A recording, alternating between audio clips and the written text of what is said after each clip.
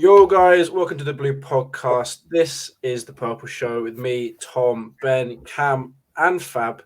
Today, we'll be discussing the Carabao Cup, Arsenal and Liverpool, because obviously Cam wasn't here last weekend, and Fab wanted to make sure to chat about that. Also, the FA Cup fourth round coming up this weekend, and some transfer news. How are you guys doing? Good, thanks. Good. Awesome. I think Cam's unfortunately frozen, but he's back. He's definitely back. All right, how are you feeling after the Carabao Cup, Cam? I don't know if you can hear me, Cam. No. Great start. All right, we'll do fourth round FA Cup whilst that hopefully gets sorted. Chelsea versus Plymouth is the first game of the weekend. I can't see us not winning. I'd like to think, but we'll see. What do you guys think? Yeah, it's got to be. I mean, it takes some like shocking for Chelsea to lose that game. But yeah, nice. Yeah. Basically, it should be an easy one. I think Lukaku might play in it still, and Reece James, because Lukaku needs to score, and Reece James needs to get fitness back. Which, Reece James is back as well, back fully in training, which I think is massive for Chelsea, considering how bad we've been without him, and also Chilwell. But Chilwell's going to be a long time. City versus Fulham. How are you feeling for that one, Ben? I mean, obviously, it's a game that we're expected to win, and I'd still like to think, I would like to think we'll win it, but I think it is a tougher game than people think, because they are top. I mean, obviously, it's Championship, blah blah, but they are top of the Championship and are playing well at the moment. So it is an FA Cup game, and it, like in a game like that, anything can happen, But yeah. It's a tougher game than people think. I think people think, but I'd still like to think we'd win it. Yeah. Still a game. That's such a Ben response as well to a game we should be winning. But it's so negative. yeah. But it's worked for me so far. Nah, joking. But it's just it's the FA Cup. Like it's the very nature of the competition that shock results come up. So, Yeah. What do you guys think about the City Fulham game? You got the same reaction to it. Anything can happen. Yeah, just hope they lose. Just hope they lose. Can you hear us, Cap? Yeah, but it's dropping in and out very frequently. The Wi-Fi is not great. Blame Virgin. Virgin. Fab's okay. I don't see why I'm having an issue. Do you want to connect to my hotspot? To be fair, I can run a hotspot. I can do that. Well, whilst that happens, Fab, Liverpool versus Cardiff. Fab versus Reece, Pat, and Isaac. Yeah. That's a football reference for our football team. Yeah, we'll probably still because it'll be funny, like on the Sunday game. And I think it's on the Sunday. Reece will be chatting about it for sure. Yeah. The only thing I really care about is like giving certain players a run out. Minamino would be nice. Just love Harvey Elliott. That's the one. Just come back from injury. Looks really promising until he got injured against Leeds. He got injured, didn't he? I forgot about that. Yeah, he's just come back, and he had like a closed door training game, if I remember, against Wrexham, and he got a goal and an assist in 60 minutes. So hopefully these cup games give him a chance to do something in an open game. Right, I'm on. Huh? I'm on it. He's on it. He's fixed it. Awesome. I'm here now.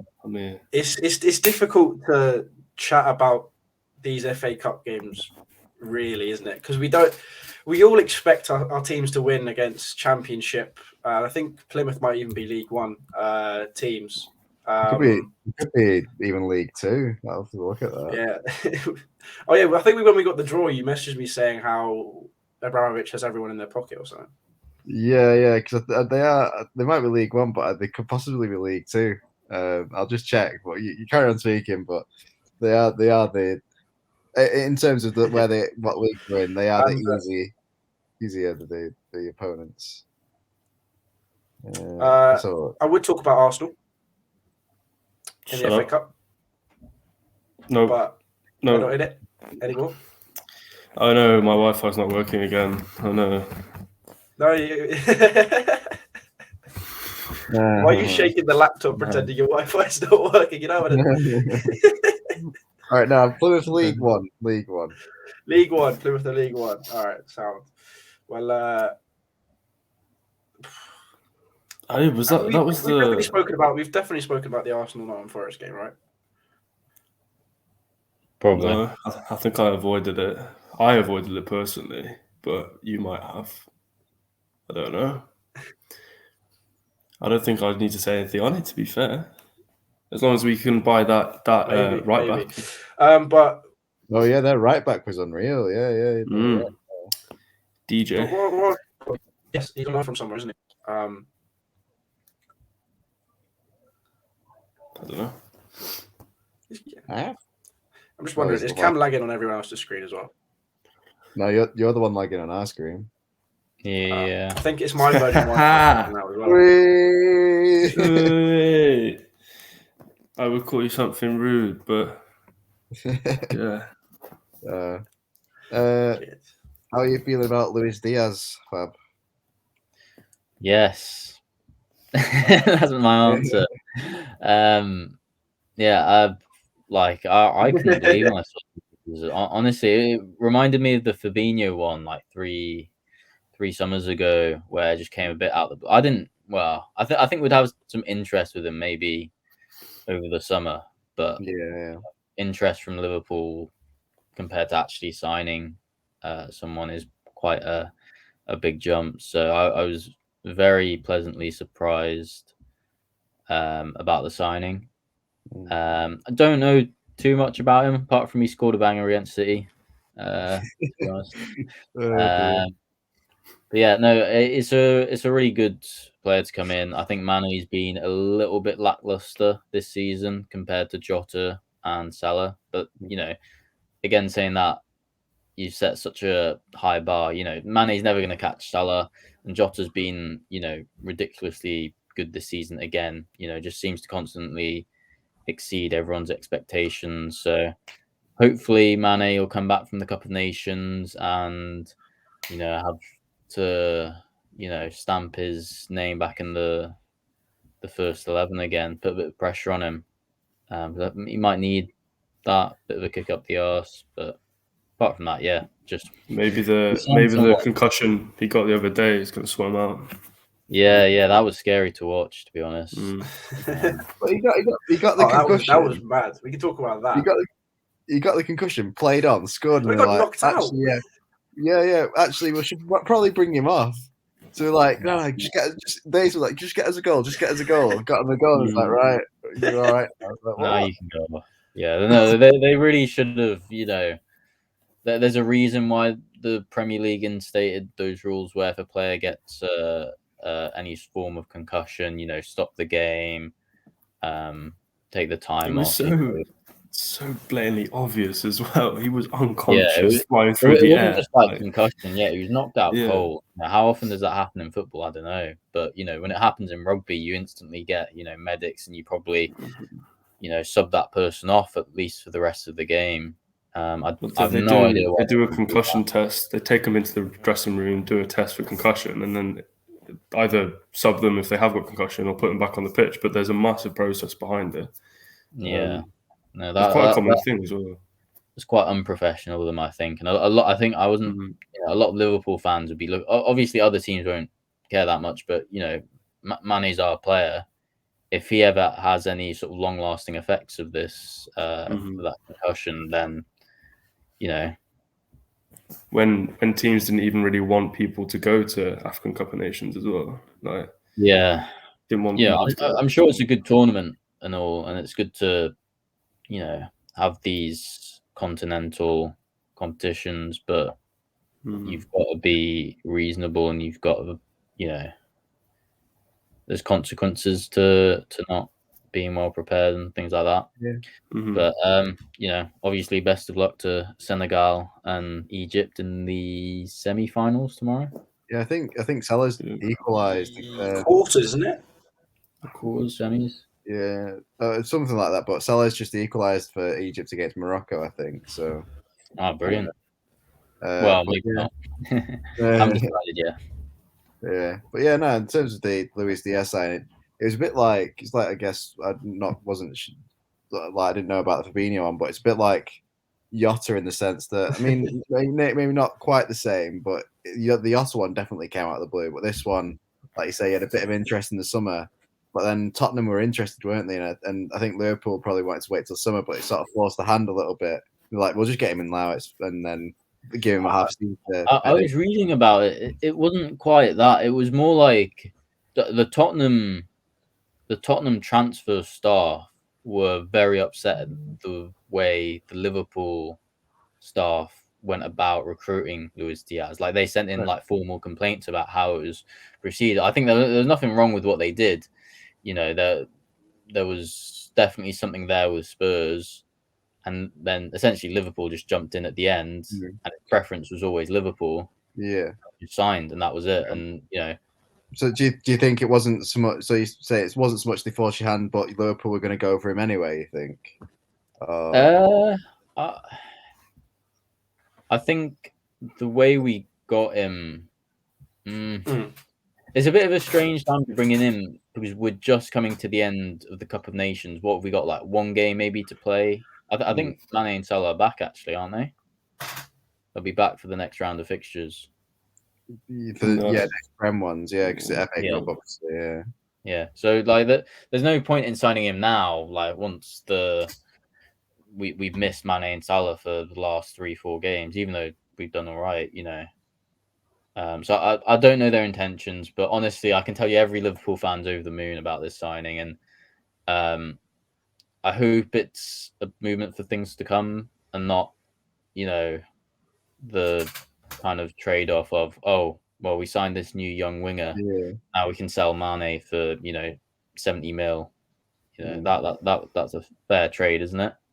Right, guys? Right? I mean, I think Firmino is probably out. Yeah, I doubt they would get rid of Salah or Mane. Like, I mean, can't see that. Maybe Salah's out of contract this summer. Oh, is it still not out? Strange. And Mane, I think, next summer as well. Right, maybe this. I doubt it. They'll sort something, surely, but yeah, there's a weird thing with all three of them, isn't there? Yeah. So the problem with the Liverpool is all three of them have a weird end. You got Mane, Salah, and Firmino, who all 29, 30-ish, and all run out of contract in the next 2 seasons. So obviously, if you let them get old and don't renew their contract, well, I say getting old, I still think all three of them deserve a new contract, and I want all three. Liverpool have this, young player kind of structure where they invest young, but we've got these players here. You've got to break the system though with Salah, no.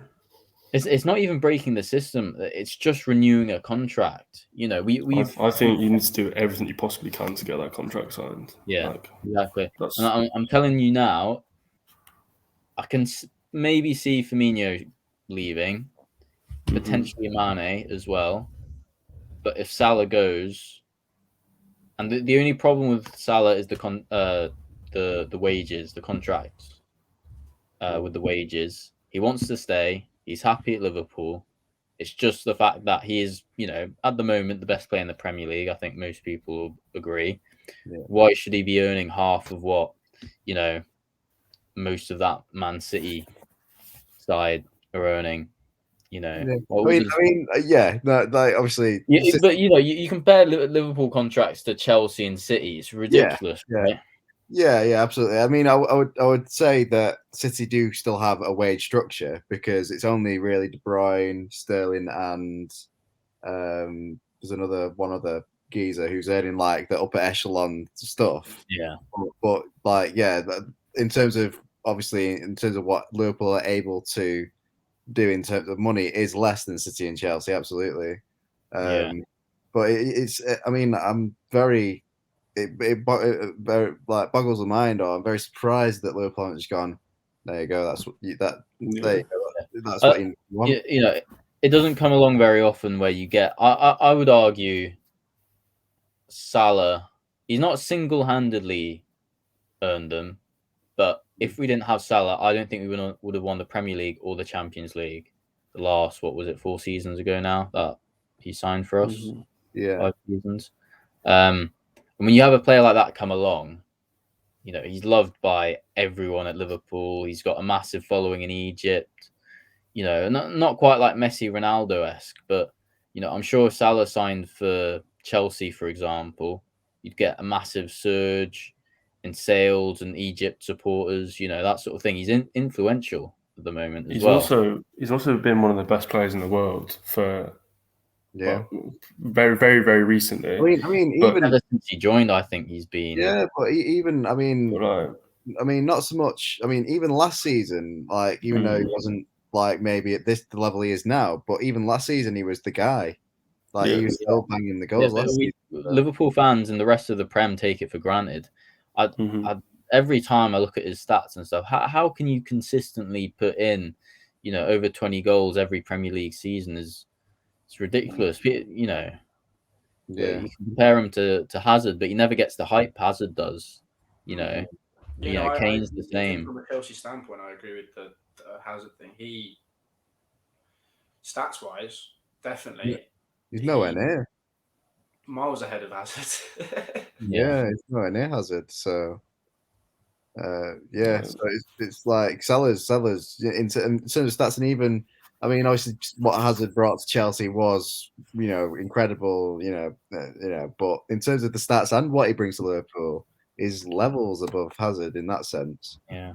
The scary thing about that is, I think this season, even though he hasn't quite matched his first season, maybe he's not far off, but you know, he's a little bit lower down the stat. I think he's looked more, you know, dangerous than I've ever seen him. So some of the goals he's scoring at the moment, I just think are ridiculous. You know, that one against Watford and City. You know, Messi scores those. They're on YouTube. You know, BBC News. You'll see them on. You know, first thing in the morning. You know, everyone will be raving about it wherever you go. But Salah, you just normal day at work for him, basically. No, it's it's I mean, like in terms of the other two, like you're saying, I can see Firmino going, but even like Mane, you would think maybe not so much this season, but in terms of what he's done, like for Liverpool in recent seasons, you would think that they would just go there.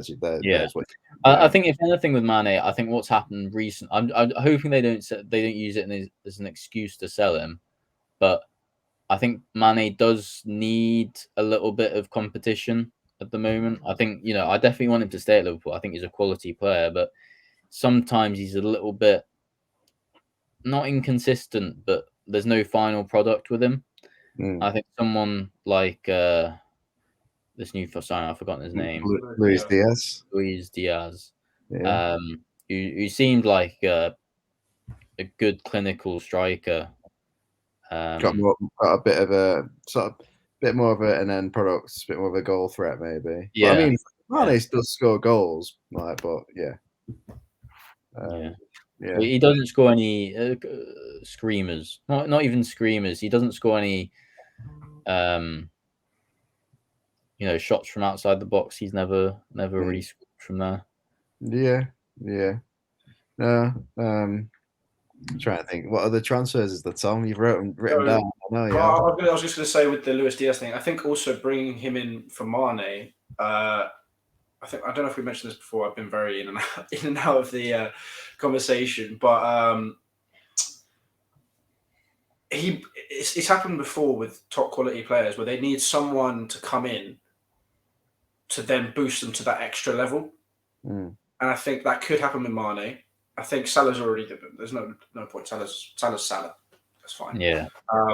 But it could help Mane, maybe even Jota as well, just to have another person in there, because it really makes you have to. When someone comes in, you can challenge your spot. The best players will then prove why they have that spot. Yeah. So that could be interesting to see with Mane. Yeah. I mean, but there's that. Yeah. Sorry. No, that's it.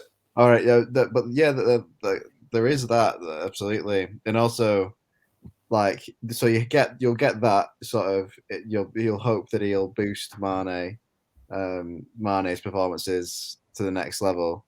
And then he's also 25, I think. So then he'll be, when Mane eventually does move on or retire or whatever, he'll be there to step in. And then what you've also got is you've got squad depth. It doesn't make sense to then sell Mane, because then you're right back to where you were in terms of squad depth. Yeah. So if you keep them all, you've got Mane, Salah, Diaz, Jota, and maybe Firmino if you keep them. That's 5 strikers who are all top. Well, fairly. Yeah, that would be what you'd expect a top team competing in your domestic and your European cups should have.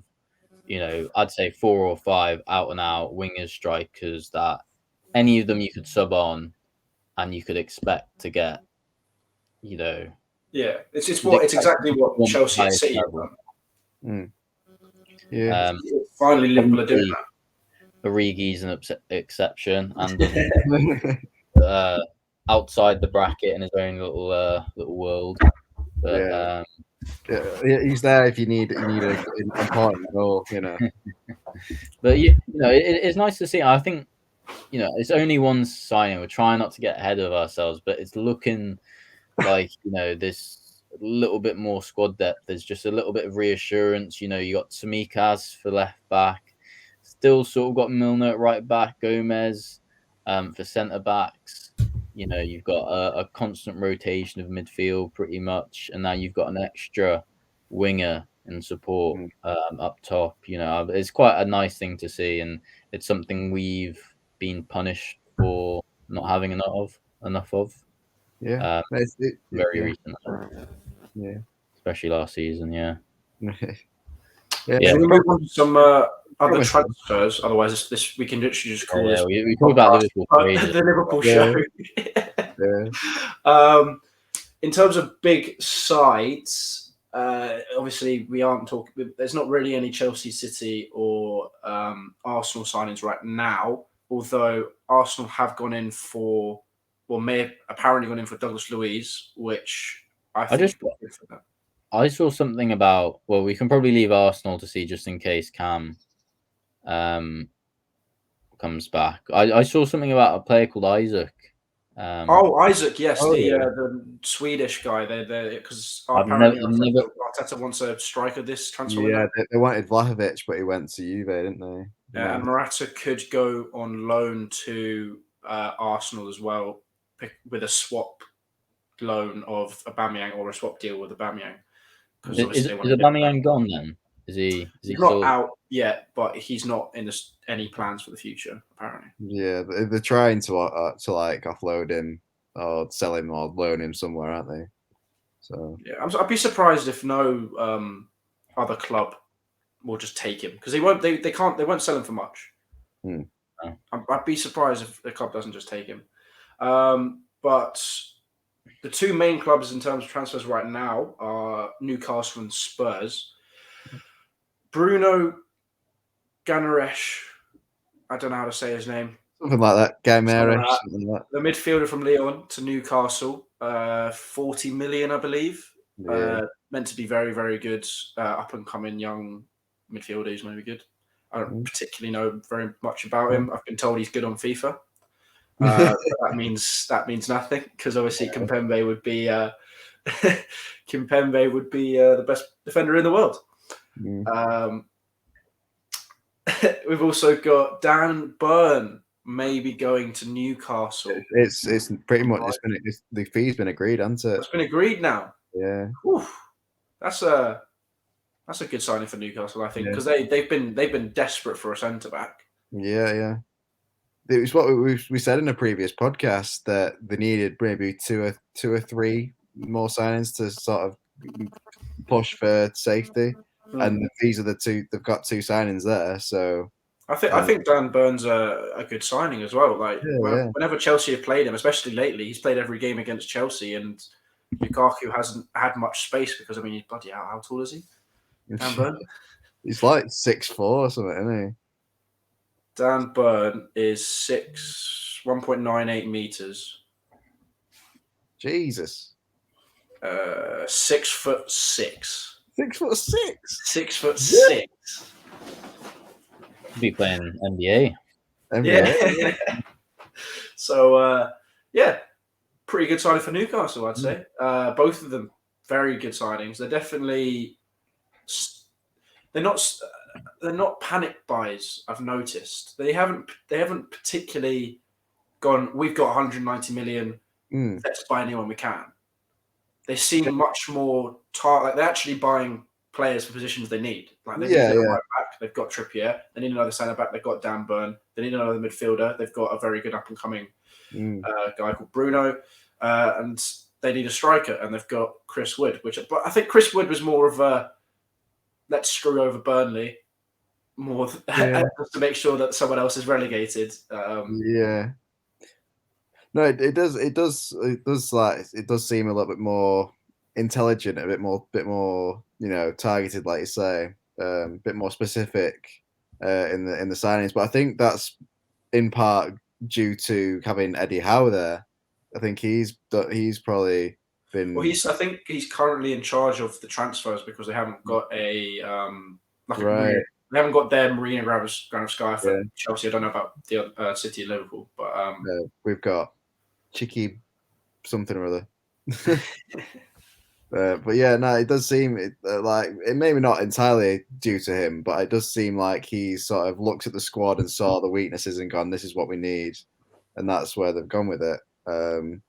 So yeah, like you say, I mean, still, showing they can spend money, but it does seem a little bit less like, oh, we can go out and get, I don't know, like Luis Suarez or something like that, or do something like that, Yeah, they're not thinking stupid like, oh, we can go and get anyone now. We've got loads of money. They're actually trying to. Oh wow, Cardiff just scored. Sorry, Cardiff just scored to make it 2-0 against Nottingham Forest.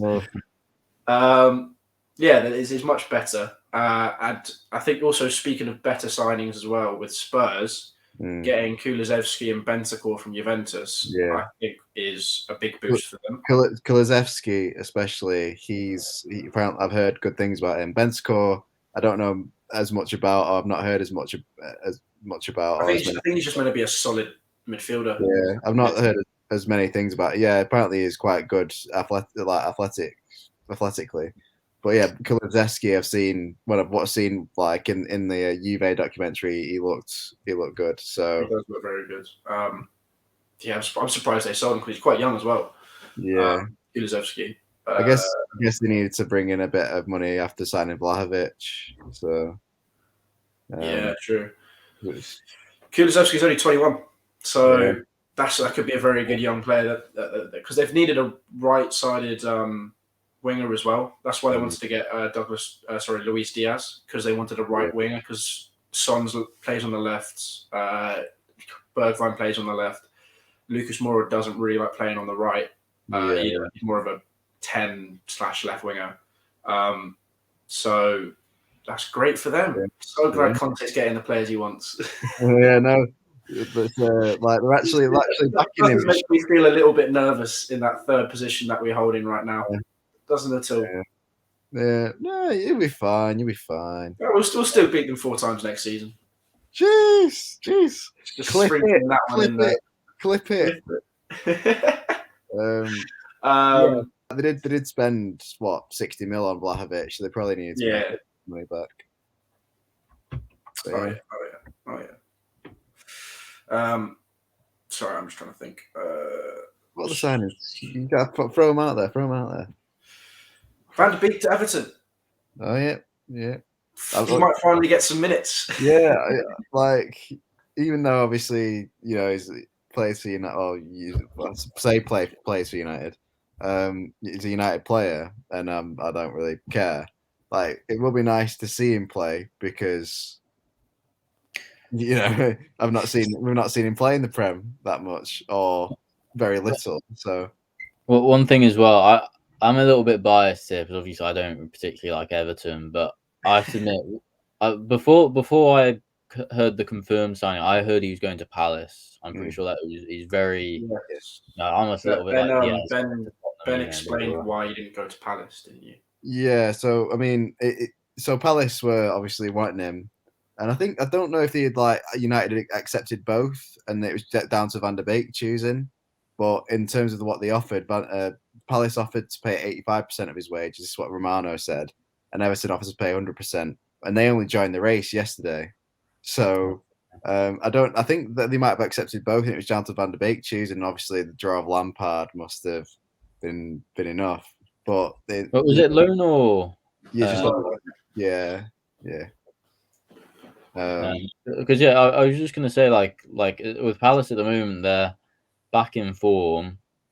They've got all these kind of quite a promising set of young players. Obviously Zaha's still getting a bit older now, but Eze. There's a couple ones I can't remember the names. Edwards. There's a few others. There was definitely a few others. There was another midfielder, I think, who reminded me a bit of Eze when last season. And I'm thinking Van der Beek in there just to unlock their potential. I was thinking that could be quite a dangerous team to play against. But obviously now he's gone to Everton, his career is ruined, and he's never going back from it. A lot of people have said that though. They thought it would have suited him better. Yeah, I would have thought that as well. But it must have been the draw of Lampard must have been enough for him to go to Everton because they can't really think of much. Well, not that Everton are obviously a good club in their own right. Obviously not as much recently. But the other thing is as well is that while I'm firing shots at Everton, Van der Beek might actually be the long-term replacement for Gylfi Sigurdsson. Oh dear. Which he'll obviously be thrilled to hear about. Sure, he's ecstatic. Yeah. Is it Michael Olise you were thinking of for the? Yeah, that was the one. Yeah, he is good, but obviously not so much recently. But so the only thing you can, because they're not, like you say, they're not in form. They seem to be a bit up in the air at the minute, Everton. So the main thing that you can think of is the draw for him is Lampard. That's the main thing, really. So well, Lampard is going to Everton, isn't he? Yeah. Final bit of news before we wrap it up: Lampard to Everton. I think it's great for his career. He's going to be in a relegation battle, which could help him with his managerial expertise. Now that Everton are definitely in the relegation battle, which I'm sure makes Fab happy. It's just bonkers as well, the fact that that side are even in a relegation battle. It is the quality of the players have got. They're too good for that, but they're just the structure at Everton. It just isn't there, or it's just not good enough. It's not. So a Lampard, he wanted Van der Beek, and he's going to have to work with them to build a structure behind him, because without that, he won't succeed in the long term. Because it's just the transfer strategy. The owners invested so much money, but the recruitment's been awful. And I think what happens is they'll bring in a manager. Yeah, well, it's this part. They'll buy what the manager wants. They'll then sack him, and obviously they've now got all those players that the manager wants. They don't sell those players. The new manager comes in. They buy a couple of players that manager wants, and it's just because they got rid of so many managers over the last few years. Yeah, they're just completely. But it's part of the structural problem, though, because they've not got a clear vision and a clear plan. So they bring a manager in. They buy who the manager wants, but it's not due to sort of a clear way of playing or a clear sort of like a club sort of. Like they'll get an attacking manager, they'll get a defending manager, they'll get a possession manager. Like they will get different styles. There's not a clear style of the club that. So it's It's just short term. That's what I noticed. It's been happening for quite a few seasons now. Everton, they were just buying short term fixes, a little bit like United do sometimes with like Ibra, Cavani, just like buying a last minute striker for the sake of it. And that's sort of worked for United, but it just hasn't been the same effect for Everton. You buy older players, give them a big contract when they're 28, 29, give them 2 seasons, they'll be bench warmers for you. So you've got to take that into account when you're investing. And I think now it was almost inevitable it was going to happen. And the best part is they've spent more than we have. Yeah, like 5 seasons or something, almost double. Like, this is the thing. Like in terms of the recruitment, even some of the players you might go, they've signed some decent players, but some of them even they spent astronomical amounts on mediocre players. So that in itself is bad recruitment. It's poor recruitment. Bad structure. So yeah. I think a bit of inflation in the Prem, especially all kicked off with that Neymar thing. Suddenly you were spending 30 million back in the day would buy you a top Premier League player. Now all of a sudden it's like, didn't Ronaldinho get bought for 30 million? Yeah, I can't remember, but probably something like that. Yeah, because I've seen a couple memes of like what 30 million boy back in the day, and it's like Ronaldinho or Henry or something. Yeah. And then it's what 30 million buys you today. It's just some crap player who's just moved to a French league side or something. Yeah, but it's ridiculous, really. And it's like I know from what I've read that a lot of the Everton fans don't believe it's the owner, because the owner's the one who's willing to invest the money. It's the board and the structure that are at fault, because they've gone to the owner, oh, we're going to do this, and he's gone, all right, there's the money. So it's like I bet they're thrilled with their owner. Like you look at the investments made there, it's like really positive investments considering how much money they've lost. I think they were one of the biggest investors in the league recently. They were right up there in the net spend, the money put forward, really serious investments. So I have to admit, I do feel like it's a bit of a shame they haven't done anything with it. Yeah, and they're such a historic club as well, to be fair. Like, aren't they one of 2 teams that haven't been relegated yet, ever? Yeah. There's a bit of a part, like, obviously Merseyside derbies and all that, massive rivalry, but that it's one thing to go up against, give it back 3 seasons. Playing Everton away we'd almost always drop points. We were probably the same chance of beating Everton away as Prime City away, to be honest with you, because you knew whenever you'd play them they'd be up for it. And recently, didn't we beat them 5-0 or something before we thrashed United? Yeah. There's something like 3-0, 4-0 or something like that. You just look at that and you just think, well, obviously it's great from a Liverpool fan's point of view, but, as someone who's a neutral, you're probably hoping for a bit of a closer a bit more of a battle, yeah. Which we shall see with Super Frankie Lampard at the helm. Thank you very much, guys, for watching. I hope you guys did enjoy. Make sure to like the video if you did. Subscribe if you're new around here. We are so close to 900 subs. Can we make it in the next day? Probably not. So we haven't made 900 subs this month, but that's fine. That's absolutely fine. Check out all our socials at the Blue Podcast 1 on Twitter, Instagram, at the Blue Podcast on TikTok. We will have more clips coming soon. Same with the new channel. I'm not saying what it is yet. It's probably going to be disappointing because it's nothing actually that special, but that's also coming soon. Check out the merch and check out LinkMe, the app that can help you organize all of your social medias. Link at the top of our description. Please use our link. We'd be greatly appreciative of that. But yeah, me and Ben will be seeing you on Friday for another podcast. Cheers.